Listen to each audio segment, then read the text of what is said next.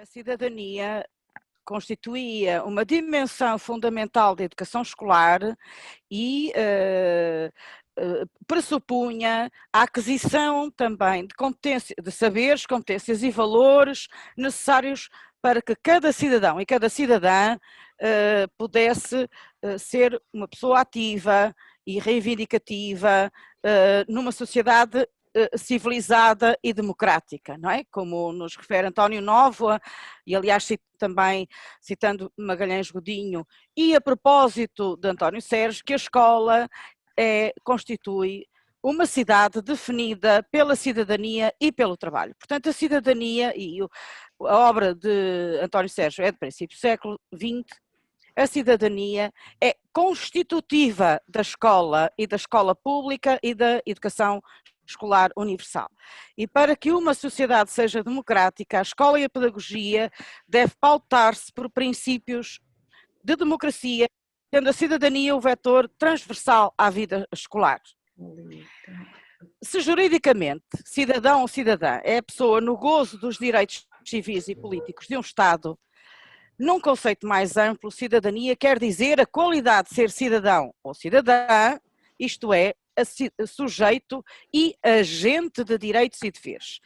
Nesta concepção, como poderia a cidadania estar excluída da educação? Não pode, não pode. Para nós que nos reclamamos herdeiras e herdeiros de Abril, a escola deve ser um local de cidadania democrática e não apenas de preparação para a cidadania ou de adestramento de conhecimentos e memorização de conhecimentos. Deve ser um local de cidadania. Arautos contra a educação para a cidadania tem a pretensão de instrumentalizar a escola pública. De instrumentalizar a escola pública ao serviço de uma sociedade obscurantista em que as classes dominantes podem exercer o seu poder. Exploração, discriminação e exclusão, mantendo a predominância dos preconceitos sexistas, misóginos, homofóbicos, racistas, capacitistas e classistas, e podem reproduzir essa sociedade sem contestação. Pretendem claramente que as crianças, adolescentes e jovens não tenham um espaço curricular explícito para a aprendizagem dos seus direitos, para uma literacia dos direitos humanos e de cidadania, e para conhecer os seus deveres, mas não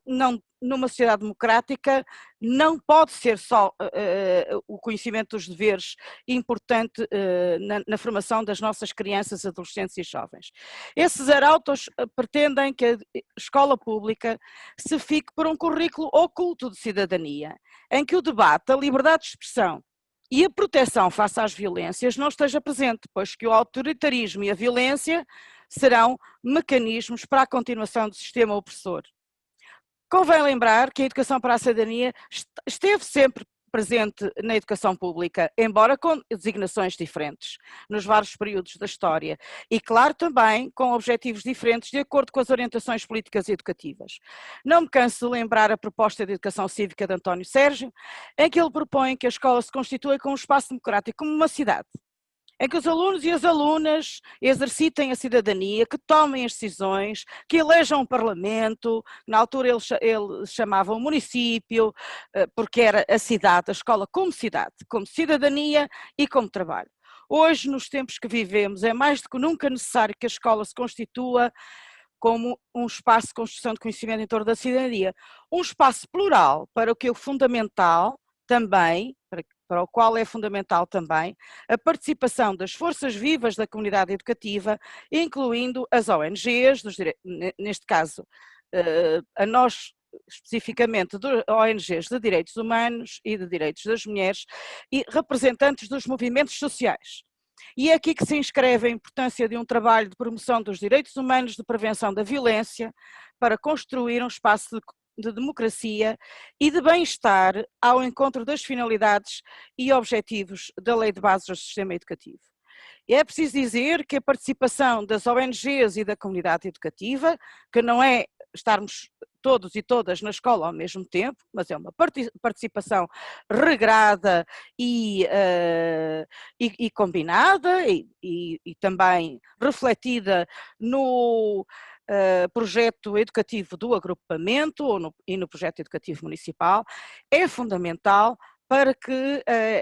a construção da cidadania seja uma atividade diária, num currículo explícito, seja racionalizada e em que também as crianças e adolescentes aprendam a ser assertivos, aprendam quais são os seus direitos, que direitos podem reclamar e quais são os serviços e as possibilidades de se defenderem de todas as formas de violência na escola, fora da escola e da própria escola também. Aqui hoje vamos ter a oportunidade para ouvir diversas dimensões de como promover de modo pedagógico, com ferramentas educativas,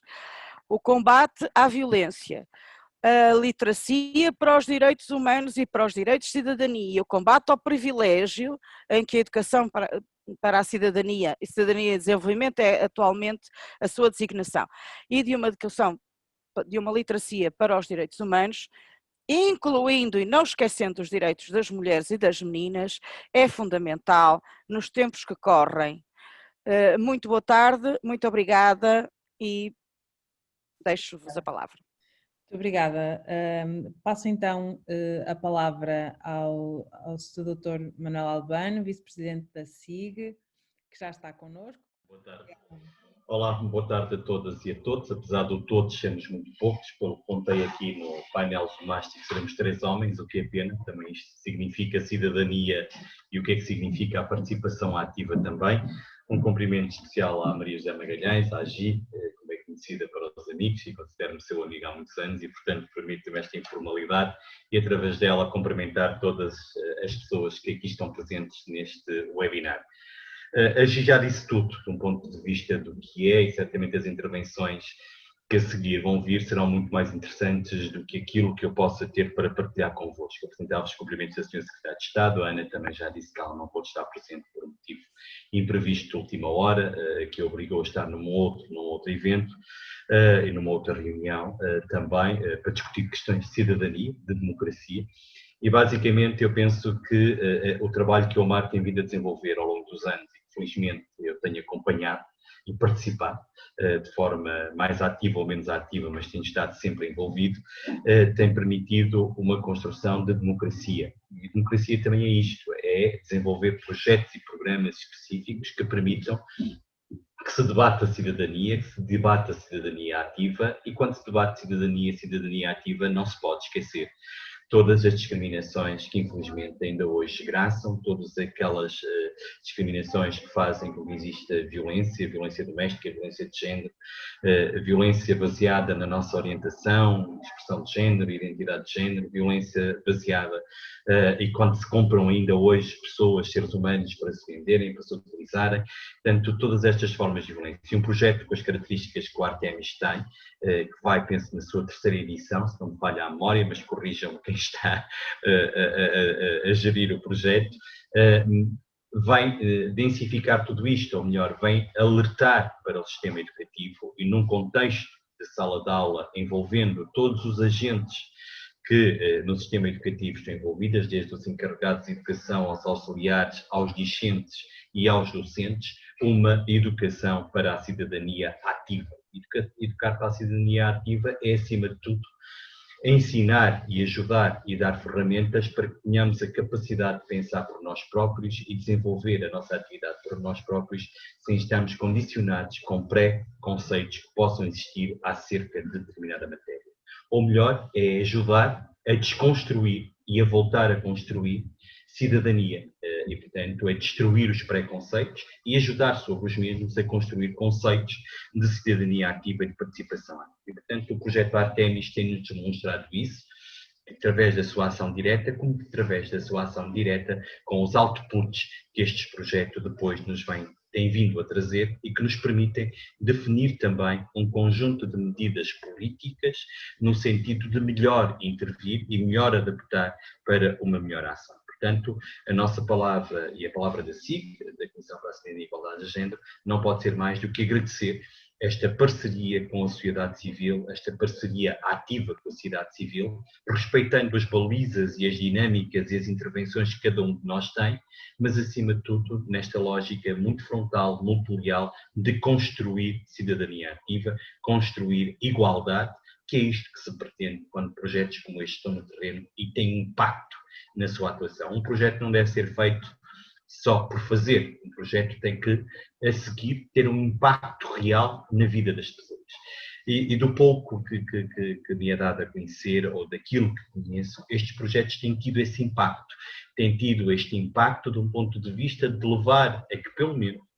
estas pessoas que são alvos da sua intervenção possam repensar a sua forma de estar, a sua forma de educar, a sua forma de partilhar conhecimento e a sua forma de levar conhecimento. E isto é a grande mais-valia quando nós falamos sobre estas temáticas, quando levamos as diversas temáticas que o projeto tem levado, desde a cidadania, do direito das crianças, da história dos direitos das mulheres, que sempre ocultas na história e, portanto, também a sua passagem para esta visibilidade torna necessária, é essencial para se perceber também qual foi o seu papel, as questões da igualdade, das competências, todas estas questões das violências, das diversas violências que o projeto tem levado para que haja essa discussão, haja essa abertura e que se possa colocar de uma forma transdisciplinar estas questões no ensino das diversas áreas do saber questão. Muitas vezes pensa-se, bom, isto é uma questão para dar na aula de História, na aula de Português. Não, o mais errado possível. É também uma questão para que seja abordada na aula de História, de Português, de Química, de Matemática, das Ciências Exatas, do que quer que seja. Quando se fala de cidadania, todos estes elementos são fundamentais, fulcrais para a construção de uma cidadania ativa e de uma cidadania mais participativa. E não vos roubo muito mais tempo, só agradecer muito o facto de me terem convidado e dar a honra de aqui estar convosco também, é sempre um prazer. Sem mais delongas, vamos então dar início às intervenções. Queria desde já cumprimentar as várias pessoas aqui presentes, de resto agradecer as respostas positivas aos convites que lançamos às várias pessoas intervenientes e que irão de resto abordar algumas dimensões que nos importam aqui refletir naquilo que é a educação para a cidadania. E, portanto, apresento-me aqui enquanto elemento da equipa de prevenção da UMAR, sendo, portanto, técnica do Artemis+, uma vez que nós, em equipa, gostaríamos de tecer algumas considerações sobre a abordagem da igualdade de género e particularmente sobre a importância da prevenção da violência, tal como nós a implementamos dentro de um currículo explícito de formação para a cidadania. Em primeiro lugar, importa referir que, de um modo geral, os conteúdos da cidadania e desenvolvimento fazem e sempre fizeram parte do cotidiano de cada pessoa numa sociedade democrática, não podendo estes, em momento algum, serem coartados do espaço escolar. Na realidade, estes são temas transversais e indissociáveis a todas e a todos nós, que, a todo momento, são objeto de educação e de aprendizagem, seja ela formal ou não formal, dentro e fora da escola. Deste modo, é fundamental que estes façam parte de um currículo explícito, quer seja na disciplina de Cidadania e Desenvolvimento ou noutra disciplina, quer seja na transversalidade do currículo. Em segundo lugar, e atendendo aos direitos das crianças, adolescentes e jovens, inclusive indagamos se de facto estas são ouvidas nas diversas decisões de assuntos que lhes dizem respeito, a escola pública constitui-se como o lugar central para a construção de cidadãos e cidadãs participativas e críticas que conhecem seus direitos e responsabilidades, possibilitando-lhes assim o alcance de uma cidadania plena, independentemente do seu lugar de origem e dos valores das suas famílias. De resto, consideramos que seria irresponsável e instrumental retirar esta função da escola pública, como se nós pudéssemos separar a cidadania e a educação. No que se refere ao trabalho da igualdade de género e ao seu alcance, tal como consignada na lei, ela tem especial preponderância, nomeadamente para a erradicação das violências de género assentes nas assimetrias de género históricas. Se, por um lado, persistem as desigualdades salariais existentes entre homens e mulheres pelo exercício do mesmo trabalho, são maiores as dificuldades no acesso ao emprego, a lugares de decisão e na progressão na carreira, havendo maior índice de pobreza e precariedade por parte das mulheres, e se são mantidos os desequilíbrios na divisão do trabalho doméstico e do cuidar, sobrecarregando as mulheres muitas vezes submetidas a duplas, triplas jornadas de trabalho, não se reconhecendo sequer esse trabalho. Por outro, as diversas violências que as meninas e mulheres sofrem ao longo do ciclo de vida, como a violência na intimidade e a violência sexual, privando-as da liberdade, da igualdade, dignidade e segurança no usufruto do espaço público e privado, será ali, naquele espaço escolar, que alunas e alunos poderão refletir, ensaiar e até colocar em prática a mudança social que se pretende. Nós, com a implementação do Programa de Prevenção da UMAR nas escolas, ao proporcionar a reflexão sobre direitos, preconceitos, discriminações, privilégios, procuramos a compreensão de que a luta por uma sociedade e cultura de não violência não é apenas em relação à violência de género e doméstica, mas sim no combate de todas as formas de violência contra as pessoas, quando pensamos sexo, género, classe, etnia, raça, nacionalidade, diversidade funcional, entre outras. Daí que a equipa de prevenção e a UMAR entenda que as crianças, adolescentes e jovens sejam agentes e tenham um papel fundamental na transformação social necessária e venha, por isso, em defesa da educação para a cidadania, evidenciar a importância da obrigatoriedade das aulas de cidadania e desenvolvimento no currículo do ensino público português.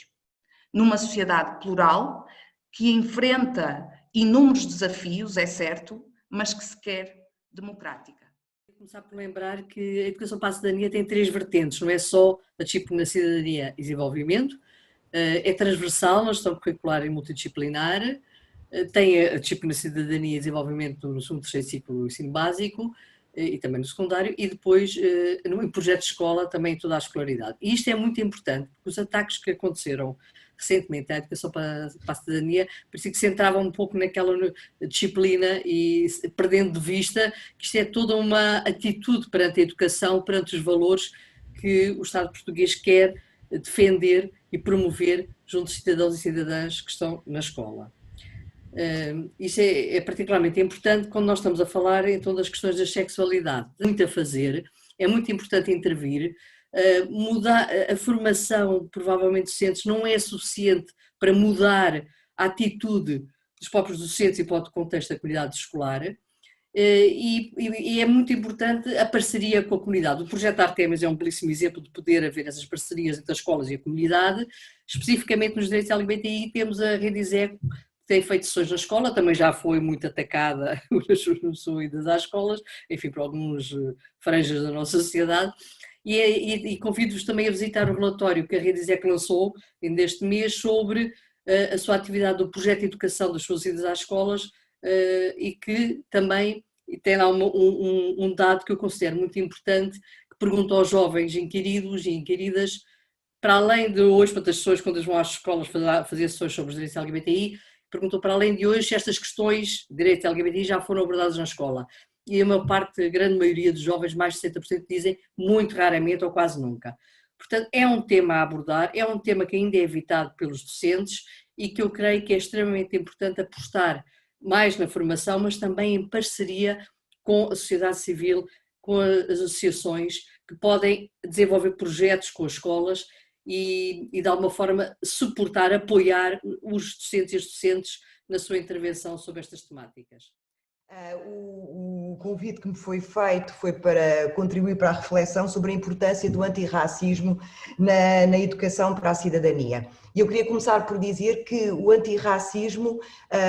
preconiza uma intervenção ativa de combate ao racismo e à discriminação racial. Ou seja, ser antirracista ou promover uma educação antirracista implica estar ativamente mobilizado para combater o racismo e a discriminação racial. Isso é um aspecto fundamental para a formação de cidadãs e cidadãos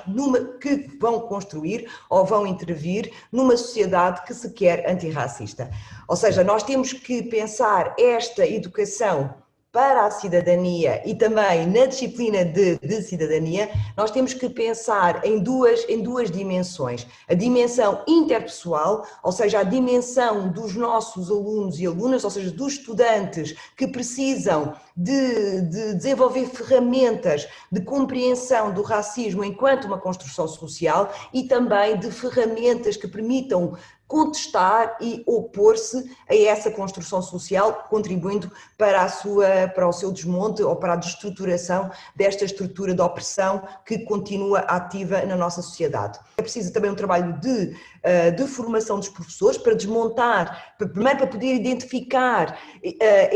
estas dimensões, e há aqui um aspecto que é fundamental que nós não nos podemos esquecer, que é a negação. Ou seja, nós temos que começar por combater a negação, por isso é que eu disse logo no início que era fundamental o reconhecimento do racismo na sua dimensão estrutural e institucional e aceitar que na escola ela também está a operar e está ativa, ou seja, porque a escola não está destacada do contexto social, ou seja, a escola não é à parte da sociedade. Portanto, e se ela está ativa, operando na sociedade, portanto, criando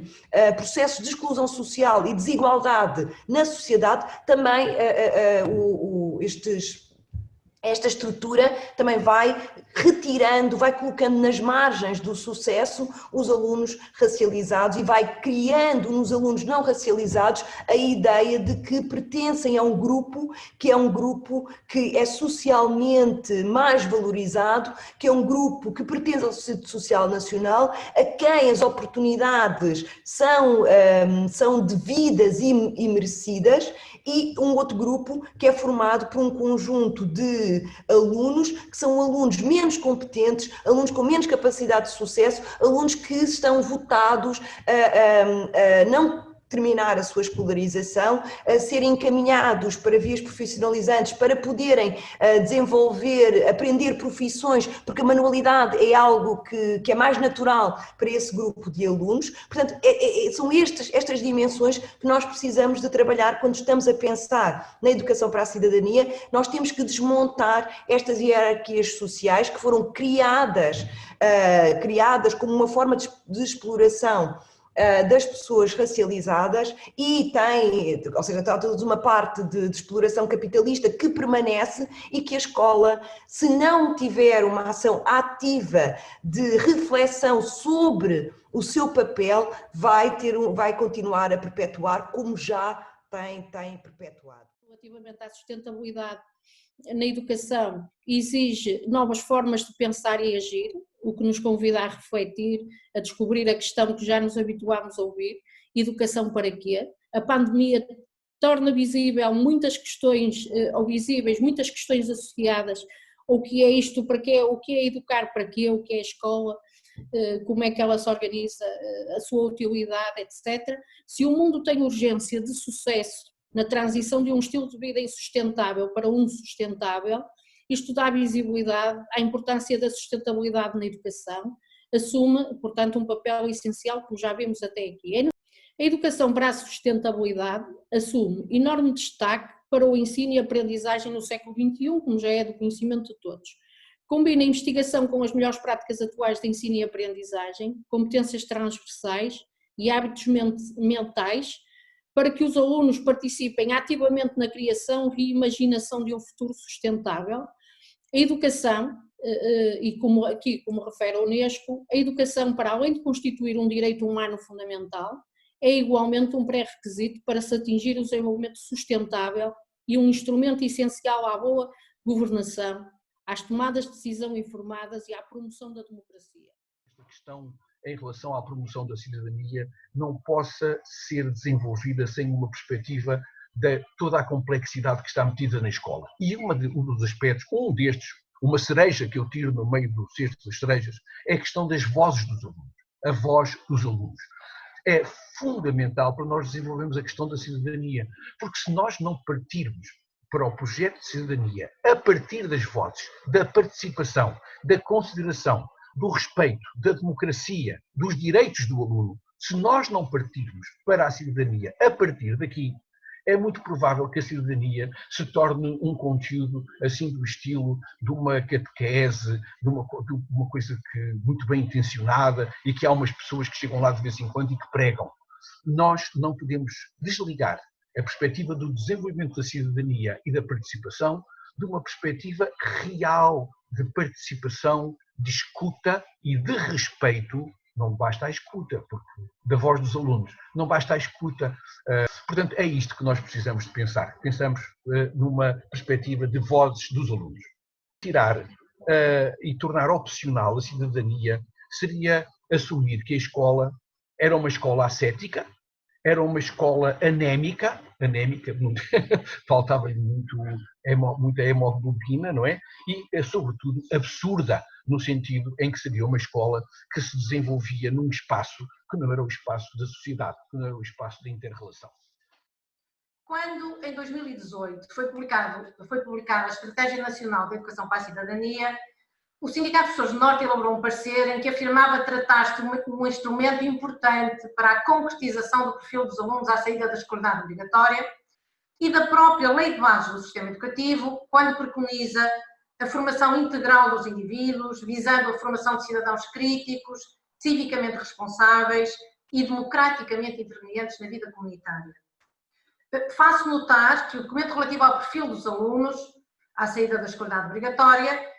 de que o SPN e a FENPROF fizeram também uma apreciação positiva, refere logo no prefácio os 4 pilares de conhecimento apontados no relatório da Unesco, da Comissão Internacional sobre Educação para o Século XXI, conhecido como relatório Jacques Delors: aprender a conhecer, aprender a fazer, aprender a viver juntos e aprender a ser. Este relatório, publicado já lá vão 24 anos, defendia que cada um destes 4 pilares devia ser objeto de atenção igual por parte do ensino estruturado, a fim de que a educação apareça como uma experiência global a levar a cabo ao longo de toda a vida. Como a FENPROF afirmou numa tomada de posição contra o chamado Manifesto em Defesa da Liberdade de Educação, que já foi aqui referenciado, numa escola democrática, a preparação para a cidadania não pode ser uma mera opção, já outros o disseram. Zelando pelo pluralismo ideológico, pelo rigor e qualidade científicos e pela formação humanista dos estudantes, cabe promover uma cidadania consciente, livre e informada, dar a conhecer os direitos humanos, ajudar à compreensão de que a escravatura e o colonialismo devem ser condenados, de que a paz é um objetivo central, contrariar lógicas de racismo e de xenofobia, motivar os alunos para o respeito por diferentes crenças religiosas e orientações sexuais, desconstruindo estereótipos de género e outros, mas também sensibilizar para o dever de intervir na vida cívica do país, de salvaguardar o planeta face à crise climática, enfim, trabalhar para o desenvolvimento de um espírito crítico e interventivo, capaz de tornar a criança ou o jovem mais consciente, mais autónomo, mais responsável, mais cidadão. Nos colocaram era se é dissociável, não é? A cidadania e a formação, e eu penso que não é de todo. Atualmente a escola é um importante recurso de apoio à família, não apenas no âmbito de formação e aprendizagem dos conteúdos e programas específicos das várias disciplinas, mas também no que respeita à formação cívica das crianças e jovens. A escola e a família devem ser parceiras e são, por norma, parceiras naquilo que é o mais importante num cidadão, que é o seu desenvolvimento e formação pessoal. Com a vida pessoal e profissional, ainda por cima atribulada da maioria dos pais, o stress, o cumprimento de horários, de metas, etc. Portanto, há pouco tempo da parte das famílias. Por outro lado, as próprias crianças muitas vezes estão envolvidas em atividades extracurriculares e, portanto, chegam a casa muito cansadas, de maneira que não é fácil e também não é suposto que as famílias sejam as únicas responsáveis e a intervir na educação não formal das crianças e jovens. A escola é o local onde estas crianças e jovens passam mais tempo, daí resultam relações quer com os pares, quer com os adultos da comunidade educativa presentes na escola, nomeadamente os professores, os auxiliares de ação educativa e às vezes até os funcionários da própria secretaria, e com o contacto de tanta pluralidade, tantas pessoas, o que acontece é que eles têm contacto com novas experiências, novos contextos de vida completamente diferentes. E é importante que, apesar de eles não partilharem muitas vezes com as opiniões e situações que decorrem no dia-a-dia no interior da escola, eles sejam conhecedores de diferentes valores e opiniões para poderem desenvolver então uma atitude cívica de aceitação, compreensão e tolerância para com o que é diferente e aquele que é diferente. Por outro lado, em termos da disciplina de educação para a cidadania e desenvolvimento, por norma, os temas que nós abordamos em sala de aula com eles, seja na disciplina em si, seja na disciplina específica, mas porque muitos destes valores são transversais, vão, por norma, de encontro aos interesses dos alunos. Eles manifestam uma grande vontade de participar, de fazer debates, de estarem atualizados com coisas, com novas informações. Portanto, faz sentido falar sobre cidadania com eles. Os professores não têm, isto precisamente por causa desta discussão premente que houve agora, não é? De se há de haver uma disciplina ou não, se tem ou não ser obrigatório, os professores não estão a tentar doutrinar ninguém, não têm qualquer intenção de formatar os alunos, de expressar uma ideologia ou passar opinião pessoal enquanto cidadãos, nomeadamente em temas que nem sequer são, muitas vezes, na sociedade consensuais, não é? Portanto, estamos aqui a falar também de bom senso. Os professores estão conscientes do papel de referência e modelo que são para muitos alunos, alguns dos quais só veem certas temáticas abordadas na escola, seja numa disciplina específica, seja de modo transversal em várias disciplinas. Portanto, há aqui alguns temas que algumas famílias têm relutância em falar e às vezes até nem têm informação e conhecimento profundo e, portanto, preferem não abordar, e que seria da escola, não é? E do nosso papel, no caso da escola pública, se não agíssemos e não dessemos o nosso melhor nessa mesma formação, é? Complementando aquilo que falta aos alunos. A educação para a cidadania pretende, seja numa disciplina com currículo próprio, seja no âmbito de todas as disciplinas pela sua transversalidade, proporcionar uma melhor compreensão do mundo e promover valores de ética universal, como o respeito pelo próximo, pela igualdade de direitos e vivência de uma democracia plena. As intervenções foram bastante cuidadas e diversificadas e levantaram-nos imensas ideias e questões. Eu só gostaria aqui de reforçar algumas ideias que, do nosso ponto de vista enquanto MAR, são fundamentais. Começaria pela ideia que foi comum a todas as intervenções de que a escola e cidadania não são separáveis. A cidadania tem que estar no currículo expresso e se é uma disciplina ou não é uma disciplina, isso é uma questão que tem sido historicamente resolvida de formas diferentes, mas o que ela tem que estar é no currículo expresso, tem que ser matéria para racionalizar em termos de competências e conhecimentos a desenvolver e, como todas as pessoas disseram, não há uma educação para a cidadania e desenvolvimento sem que a participação e a voz dos alunos e das alunas seja evidente e efetiva. Esta é uma dimensão comum que todas as pessoas disseram e que, independentemente de hoje haver uma disciplina chamada Educação e Desenvolvimento, na própria Estratégia Nacional a Educação para a Cidadania está também noutras dimensões, inclusive na transversalidade. A segunda matéria, também a segunda questão fundamental é que não há uma sociedade democrática se a cidadania, os direitos não forem trabalhados, não ensinados no sentido de transmissão, mas não forem trabalhados no cotidiano do dia-a-dia da escola. Esta é também uma ideia para reforçar, porque nós não queremos uma escola reprodutora e propiciadora da reprodução social, queremos uma escola promotora dos direitos humanos e da igualdade e da justiça social. E para isso é preciso não esquecer alguns eixos de discriminação que, para além de outros, estão presentes na nossa sociedade e que é preciso formar e trabalhar a interiorização, mas também as competências, os conhecimentos e as atitudes e valores de respeito em relação às pessoas racializadas, às pessoas com funcionalidades diferentes, evitar o preconceito capacitista, o preconceito racista, em relação às pessoas com identidades de género diferenciadas e orientação sexual, em relação também às mulheres e às meninas, e combater o sexismo e a misoginia ainda extraordinariamente presentes na nossa sociedade. Também foi consensual. Não é? Também trouxeram... nomeadamente a Manuela Mendonça, trouxe aqui uma componente essencial, que não é possível pensar na educação para a cidadania ou naquilo que nós exatamente concebemos uma educação para a cidadania, quer dizer, uma cidadania a ser vivida na escola, racionalizada, aprendida, praticada, sem condições de trabalho para as pessoas que estão na escola, nomeadamente para os seus e as suas trabalhadoras e trabalhadores. E fundamental, e que para o mar é uma questão também muito importante e que a Tatiana trouxe para nós, que é a importância da intervenção da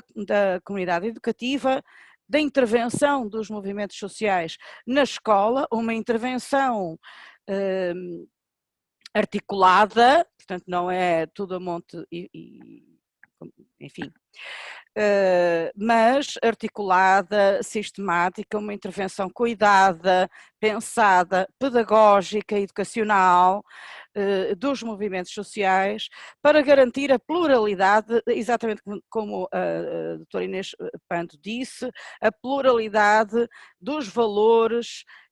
e das atitudes, uma pluralidade que é absolutamente necessária numa sociedade democrática, evidentemente com os limites daquilo que é humanamente hoje considerado o respeito pelas pessoas. Também a dimensão de pensar o futuro, da criatividade que a Isabel Viana trouxe, que nos remete para esse sonho que já a escola republicana nos trazia, de educar, transmitir conhecimentos e proporcionar o desenvolvimento de crianças, adolescentes e jovens, é também desenvolver competências entre as quais estão a competência criativa e a competência crítica, as competências para podermos ser cidadãos e cidadãs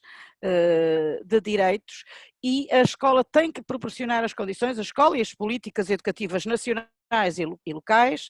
e municipais, para que esse exercício da cidadania seja possível. Para nós, enquanto MAR, que fazemos esta intervenção nas escolas há muito tempo e agradecemos aos agrupamentos este diálogo fantástico que temos tido ao longo destes anos, com uma equipa que é também fantástica, que é uma intervenção que não é substituta da intervenção docente, mas é uma intervenção em diálogo, ou como também diria o David Rodrigues, numa dialética com aquilo que é o trabalho docente, que é um trabalho muito complexo, e a nossa intervenção é também uma intervenção muito complexa, muito cuidada, muito ética, portanto, tendo em conta também os procedimentos éticos que são necessários. E tal como a Eduarda e a Beatriz Gomes Dias também realçaram, a escola tem que fazer esse trabalho, mas como disse o David Rodrigues, a sociedade não pode pensar que a escola vai compensar a sociedade, como diria o Bernstein, não é? Portanto, todos e todas nós temos que participar. Com a reivindicação fundamental da criação de condições por parte do Ministério da Educação, e já vai então o meu apelo ao Dr. João Costa, que está aqui presente. O Ministério tem que criar condições para o exercício do trabalho docente e também para o exercício e a participação das organizações, nomeadamente da UMAR, mas eu estou a dizer nomeadamente da UMAR porque, efetivamente, o conhecimento que eu tenho da intervenção que é feita na escola, a nossa intervenção é uma intervenção pedagógica, sistemática, com pessoas especializadas na área do trabalho educacional, e isto também tem que ser reconhecido, e reconhecido não apenas verbalmente, que também era importante, mas também do ponto de vista de garantir as condições para este trabalho, nomeadamente do ponto de vista do financiamento. Sabemos que, estás-me a dizer que já estou nos 5 minutos, é isso? Ok. Só para terminar, sabemos que a democracia não é um valor consensual neste país, enfim, infelizmente no mundo, não é um valor consensual. E a sustentabilidade também não. Mas se nós quisermos lutar por uma sociedade democrática, a educação cidadã, a literacia cidadã, a literacia para os direitos humanos é fundamental e temos que trabalhar nesse sentido e combater algumas ideias que eu penso que a ideia que o David aqui respondeu é muito importante, que não ficam só apenas prejudicadas as famílias das classes subalternizadas e exploradas, oprimidas e discriminadas e excluídas, com o não acesso à escola ou o não acesso à educação para a cidadania no currículo explícito. Ficam também prejudicadas as crianças, adolescentes e jovens de todas as famílias, porque ficar no reduto da sua família, no seu particularismo, provincialismo, como diria o Steve Stewart, é prejudicial para estas crianças, adolescentes e jovens poderem também obter o seu desenvolvimento e as condições para o seu desenvolvimento numa sociedade justa, numa sociedade plural, numa sociedade onde o conflito de ideias é vivenciado com segurança e proteção e sem violência, e onde possamos todas e todos também ter direito à nossa voz e a que as nossas ideias sejam concretizadas. Só queria, nesta intervenção curta, queria ainda também felicitar a UMAR por esta iniciativa, que de facto tem a importância que tem neste momento em que houve um debate muito aceso sobre se a cidadania deve ser obrigatória, facultativa, sujeita a objeção de consciência, não sujeita a objeção de consciência, com iniciativas parlamentares ainda em curso e ainda em apreciação, por parte em particular do CDS e do Chega, e estes debates têm de ser participados, não apenas quando se definem estratégias reclamando antes a inclusão de determinados temas, mas também quando o debate acontece em que às vezes o silêncio de alguns que reclamaram a presença de determinados temas se torna verdadeiramente ensurdecedor. Estou aqui também a fazer a minha parte de provocação também ao mar sobre esta matéria. Nós só enquadrar aqui um bocadinho o porquê. Eu sinto que nesta ligação Zoom estamos todos com aquela missão fácil que é evangelizar os evangelizados, ou seja, não há aqui ninguém que precise de ser convencido de coisa nenhuma. Mas dizer-vos que esta estratégia surge enquadrada na definição de vários princípios, de vários instrumentos curriculares e de organização do currículo que não são independentes. E eu ainda ouvi um bocadinho da intervenção do professor David Rodrigues, ouvi a professora Manuela Mendonça, e ambos referiram isto. Isto não é a criação de uma disciplina, isto não é a criação de algo que acontece 50 minutos numa semana e depois vamos então para aquelas que alguns dizem que são as disciplinas sérias. Não, isto inscreve-se numa pergunta que nos colocámos e colocámos ao país logo em 2015, quando tomámos posse na anterior legislatura, que é a escolaridade obrigatória foi alargada até o 12º ano. O que é que se espera de um cidadão que frequenta 12 anos de escolaridade obrigatória? E se nós não levantarmos estas questões e se não interviermos a partir do ensino básico e secundário, a resposta simples, mas inútil, se me permitem, e vazia, é dizer serve para terem boas notas para irem para a universidade e não serve para mais nada. E há aqui ainda, também não vos escondo, porque a minha posição é pública, ainda há aqui nesta frente muito trabalho a fazer. Portanto, com a definição do perfil,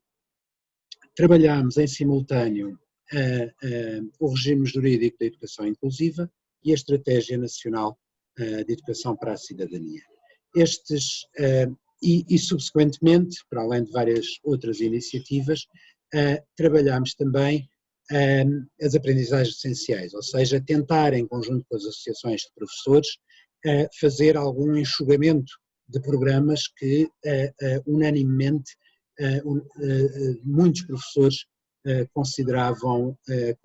extensos e de difícil execuibilidade. É neste quadro, e estes 3 temas, repara que eu estou aqui a relacionar, é um perfil que define o que é um aluno com sucesso, para ele não ser uma nota, mas ser um conjunto de competências e conhecimentos que desenvolveu ao longo desses 12 anos. Não é independente disto uma preocupação com a inclusão. E porquê é que não é independente? Porque eu posso ter o currículo mais bonito do mundo, mas se continuar a ter sempre os mesmos grupos a não conseguirem aprender, temos de nos questionar se de facto, e esta pergunta é muito premente para Portugal, se de facto estamos a trabalhar numa escola democrática ou não, porque nós democratizamos quando abrimos as portas para todos, mas não temos ainda justiça. Porquê? Porque a escola, o sistema educativo, não estou incluo-me aqui como primeiro-ministro, segundo responsável neste momento, o sistema educativo não conseguiu ainda corrigir assimetrias à entrada. E quando falamos de assimetrias, falamos também de muitas dimensões que se prendem com a segregação, todas as formas de exclusão, porque nós vamos encontrando sistematicamente que os focos de exclusão na escola são os mesmos que encontramos noutros lugares. São as comunidades ciganas, vemos no acesso ao ensino superior uma representação menor, aliás, de alunos negros, vemos questões que se prendem, por exemplo, com o abandono escolar precoce, voltando às comunidades ciganas, sobretudo a afetar as raparigas e não os rapazes, por via dos casamentos precoces, e, portanto, é impossível falar de sucesso sem falar de inclusão. E, por estes exemplos que eu dei, é impossível falar de inclusão sem falar de cidadania. E, portanto, nós fomos fazendo este trabalho, um trabalho que quisemos participado. E eu recordo, estas são aquelas coisas que não fazem notícia, mas nós fizemos auscultação sobre todos estes documentos e seminários de discussão e reflexão por todo o país durante mais de um ano, para além da pilotagem das várias escolas que integraram todas estas iniciativas em fase piloto, e quando apostamos na cidadania, apostamos exatamente no perfil dos alunos, ou seja, um espaço de cidadania é um espaço de debate, de pluralidade de ideias, de confronto de posições, mas também é um lugar de conhecimento. E porquê é que eu trago aqui o conhecimento? Porque não é um pormenor. O preconceito e a segregação são sempre baseados na falta de informação. Numa imagem que eu uso muitas vezes, alguns já me terão ouvido, peço desculpa, mas eu utilizo esta imagem muitas vezes. Se eu entrar, eu ando de bengala já há 3 anos, se eu entrar num quarto escuro, num sítio escuro, não vejo nada, e ouço um barulhinho, assim meio assustador, se calhar a minha primeira reação é levantar a bengala para ver se me protejo e nessa proteção magoar alguém. Se me acenderem a luz, eu posso ver que não há razão nenhuma para eu estar assustado ou para levantar a bengala, ou seja o que for.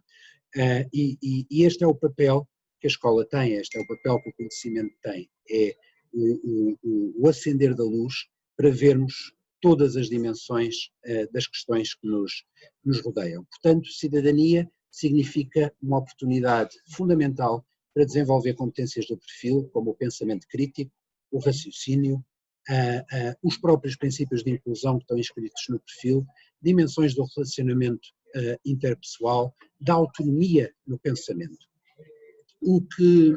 quando nós pensamos, e não vos vou amassar, porque certamente ao longo desta tarde já fizeram isto muito melhor do que eu e com muito mais competência, mas queria, portanto não vou entrar nos vários subdomínios, mas queria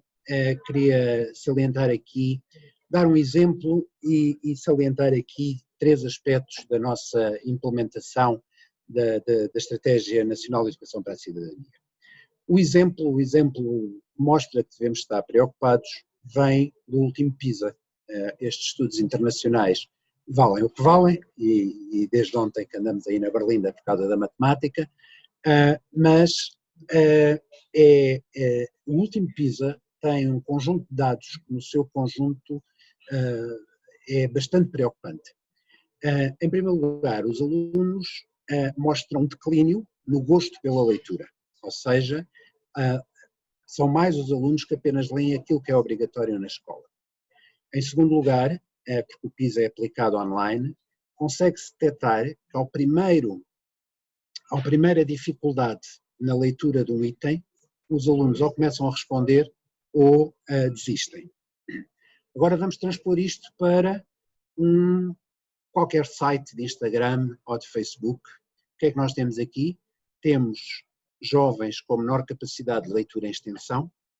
E outro dado do PISA é que 9 em cada 10 alunos portugueses não distinguem factos de opiniões. Portanto, nós transpomos isto para uma rede social qualquer, para a vossa preferida, e o que é que temos? Temos jovens que não sabem se o que estão a ler é um facto ou uma opinião, e por isso podem tomar a opinião como facto, ou vice-versa. Temos jovens que não leem até ao fim, portanto, provavelmente leem apenas o título, e que até não gostam de ler. E nós sabemos que a tal informação, o tal conhecimento só se aprofunda através do contacto com o que podemos ler sobre os assuntos. Os 3 aspectos que queria chamar a atenção, que também já ouvi referidos, é o facto de, desde o primeiro dia, quer na legislação, quer na estratégia, estar previsto que a cidadania, que tem uma estratégia nacional, requer depois uma estratégia de escola, ou seja, tal como a inclusão, e o David Rodrigues há pouco dizia isto, a cidadania não é um dia, 1 hora por semana, tem que ser uma proposta de vivência em escola. E daí, a par disto, também temos tido a iniciativa desde 2016 de dar voz aos alunos, que está hoje inscrita no Decreto-Lei 55. Está lá um artigo que diz que as escolas devem criar instâncias regulares de auscultação dos alunos sobre o currículo, sobre o próprio desenvolvimento do currículo. Isto implica também, portanto, estamos a falar de uma abordagem, um termo que é mais vezes utilizado em inglês, não é? de uma abordagem holística, o whole school approach. Isto significa que eu não posso estar a pregar a importância da reciclagem e depois não ter espaços onde reciclar na escola. Não posso estar a falar sobre a violência no namoro e fazer de conta que não vejo um comportamento de agressão quando me desloco nos corredores da escola. E, portanto, isto é de facto uma matéria, tal como a inclusão não é o feudo de um conjunto de professores, também a cidadania não é uma responsabilidade só de um no conselho de turma, é uma responsabilidade de todos os que vivem na escola. Segundo aspecto que a doutora Maria José já referiu, a importância fundamental das parcerias. Os temas são muito abrangentes. Ninguém tem a expectativa de que um professor seja especialista desde o risco dos incêndios até à igualdade de género, passando pela sustentabilidade e pela literacia financeira. E muito disto nós temos quem faça muito melhor. Aquilo que temos de saber é ter a capacidade de definir as parcerias relevantes e boas que podem trazer esta informação para dentro da escola. E finalmente, isto foi referido também, eu tenho uma posição que se calhar diverge, não é se calhar, diverge certamente de algumas de outras que aqui foram manifestadas. Eu não me parece que o sistema de gestão das escolas seja antidemocrático. O que existem são práticas antidemocráticas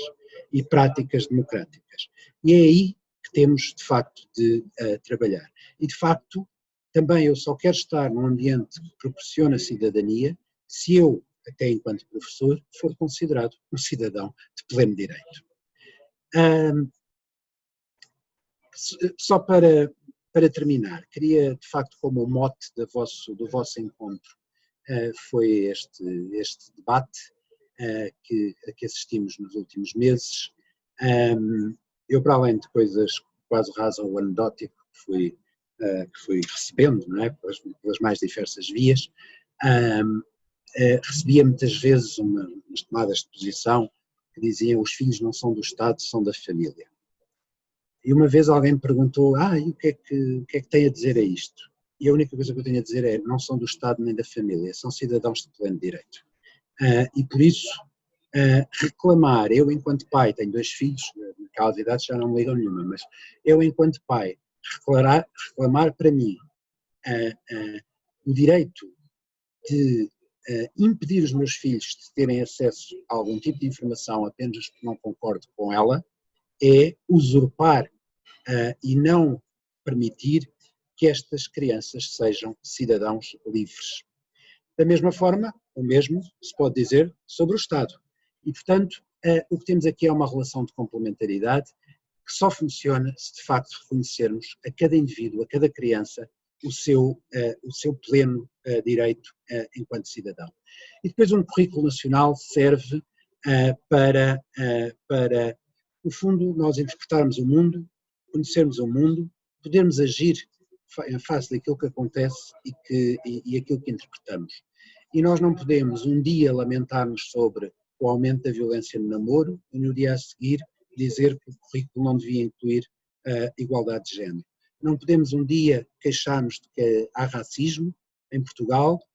e no dia a seguir deixar a abordagem do racismo e dos direitos humanos de fora do currículo. Não podemos queixar-nos um dia que há muita sinistralidade rodoviária e não tornar as crianças conscientes de comportamentos que estão aqui envolvidos. Portanto, eu tive a oportunidade de escrever e de dizer que a cidadania não é facultativa porque os direitos humanos não são facultativos. E, portanto, trabalhar cidadania na escola é promover os direitos humanos, na certeza também de que a cidadania tem impacto. Há muitos de nós, assim, os que vejo mais ou menos com a minha idade, que se calhar começámos a reciclar lixo em casa quando os nossos filhos vieram da escola com os contentorzinhos, e eu sou daqueles que deixei de fumar e fumava horrivelmente porque já não aguentava ouvir os meus filhos vindos da escola a dizer: isso faz mal, pai, vais morrer, etc. E portanto a escola tem esta potencialidade de criar comportamentos que são respeitadores de todos. Alegou-se também, mesmo para terminar, peço desculpa que já me estou a alargar um bocadinho, alegou-se também a objeção de consciência. Ok, cidadania não é obrigatória, mas há alguns temas que eu vou escolher se posso ou não posso. Isto volta de novo à coisa principal, é que as crianças são cidadãos e a objeção de consciência é um direito do próprio. Eu não posso recorrer da objeção de consciência para impor as minhas convicções a outro, seja ele meu filho ou não. E há vários exemplos disso na nossa legislação. Para terminar, para vos agradecer, eu às vezes fico assim sozinho a perguntar-me porque é que a cidadania belisca tanto. E se alguma coisa nós podemos tirar de positiva desta polémica, e eu sou um otimista, é que se belisca tanto é porque está a acontecer.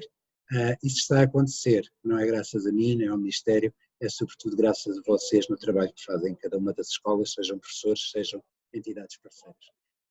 Uma vez mais, muito obrigada a todos e a todas que estiveram presentes a assistir, também aos e às intervenientes e, portanto, vamos vendo noutros eventos. Amanhã, se puderem, estejam presentes no lançamento do Manual do Artemis+, e desejo-vos uma ótima noite e bom descanso. Obrigada.